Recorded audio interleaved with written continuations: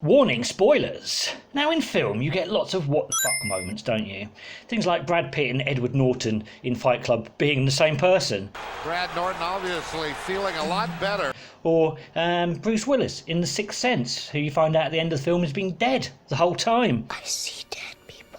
And then obviously you can watch the entirety of The Usual Suspects without realising that Kevin Spacey is actually a sex pest in real life. But a similar thing happens in games, doesn't it? The other week, while Andy was playing Super Ghouls and Ghosts, this happened. I was about to say, what? I know! What were they thinking? And that got me thinking about all of the randomness in video games sometimes. So here are some of them. So, Tomb Raider, you've been running around raiding tombs. And then towards the end of the game, when you've been running around raiding tombs, you turn this corner and suddenly there's a guy attacking you on a skateboard. In a tomb.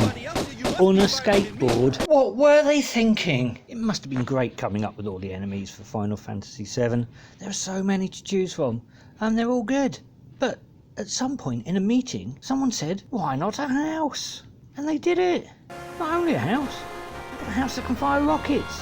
What were they thinking? Do you remember that dress? Was it blue and black or white and gold? And does this sound Yanny?